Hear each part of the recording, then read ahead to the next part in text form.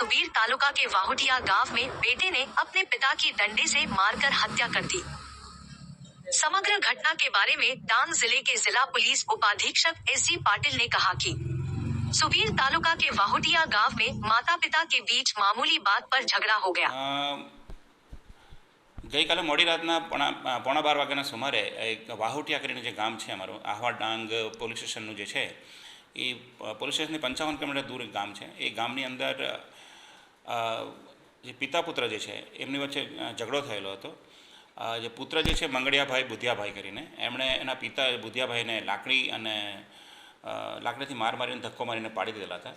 અને ખૂબ માર વાગવાથી આંતરિક ઈજા થવાથી એમનું મૃત્યુ થયું છે બુધિયાભાઈનું। આ બનાવની હકીકત એવી છે કે સવારે ગઈ 1 તારીખે સવારે એમની માં બકરી ચારવા ગઈ હતી અને એના ફાધર જે છે આરોપીના જે પિતાજી છે બુધિયાભાઈ એમણે એની માને જે ગુંતીબેન નામ છે એને માર મારેલો હતો અને એની અદાવત રાખીને આ છોકરો રાત્રે આવીને પછી એના પિતા જે સૂતા હતા તેની સાથે ઝઘડો કર્યો રાત્રે અને પછી લાકડીથી માર માર્યો અને